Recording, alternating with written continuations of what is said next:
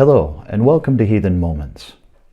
In the following series of videos, we are going to go through the 9 Noble Virtues. I will give examples of them by telling you about some of my life experiences that pertain to each one, adding my opinion here and there. There are a few different versions of the 9 Noble Virtues, but I'm going to go through the version I find the most applicable to me. Before I jump right into this series, I want to say a few things about the 9 Noble Virtues. First of all, there is no dogma in Asatru, as some may like you to believe. You do not have to be a certain color, gender, or sexual orientation. You do not need to adhere to certain rules, and you do not need to go through an initiation to become an Asatruar.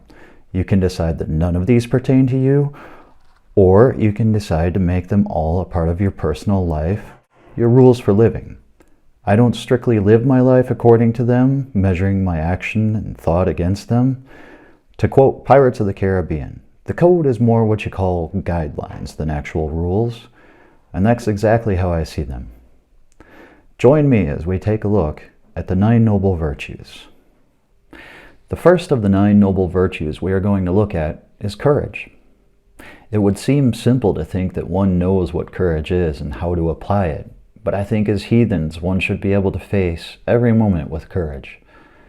Let's start out by simply looking at the definition of courage in the Merriam-Webster Dictionary. Mental or moral strength to venture, preserve, and withstand danger, fear, or difficulty. It is certainly no easy task to have the courage to look danger in the face and laugh at it. Facing a phobia and conquering it is a bout of courage. I actually don't like to admit it, but I had a phobia of haunted houses since I was a young boy. It took me almost 25 years to even agree to step foot in one, and I can tell you I was cold and sweaty the whole time.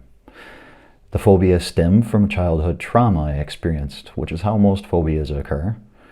I knew everyone in there was just an actor, and nothing was really going to jump out and get me, but my mind still screamed danger the entire time. After I finally went through a series of haunted houses with some of my friends, I began having fun in them. Each time, I had to fight back the sick feeling in my stomach and the urge to punch the monster that just jumped out to scare me, since I knew innerly this was just an actor, and I was essentially paying to be scared. Another big event in my life I needed courage for was moving to a different country. First of all, I had to shake the simple fears that horror movies put in my head. That one was really easy. Besides that, I had to have the courage to leave my immediate family behind, knowing they would age, experience life, and some would pass away while I was off in a different country. This is still something I have to face every day with courage, and I do. In the first year I was here, I had to accept that this is what I chose. No matter what, no matter how difficult or challenging it was going to be, I had to keep going. Another application of courage in my life is what I faced on the mat anytime I taught a martial arts technique, agreed to be a partner for someone I didn't know that well, or facing an opponent, whether it was just sparring or in a self-defense situation. Luckily, I have never had to apply any technique in an uncontrolled fight, but I have been damn close more than once. It takes courage to get in front of people who know a thing or two, and display a technique you may even be a little unsure about yourself, and then to point out each step of it thoroughly. It's a kind of stage fright, but in these moments I had to take comfort that my master's judgment was good enough that I was capable of it. Even when sparring, there is always a chance of serious injury. I've had my elbows overextended a few times, I've broken toes, I've had severely stubbed fingers, I've injured my ribs and gotten more bruises than I can count, all while simply sparring. Still, I had the courage to face my partner or partners, knowing that all this training was bettering us and hopefully preparing us for the worst if it ever happens. I really have many more experiences where I have used my courage in my life, and I'm sure you do too. When we look at the gods, one story in particular comes to mind.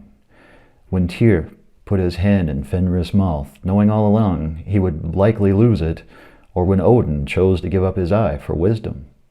I would even venture to say, as Thor had to dress in drag, it took an amount of courage. So have the courage to face difficult situations in your life, be they mental or physical. But don't forget to have the sense to keep yourself out of difficulty in the first place if you can.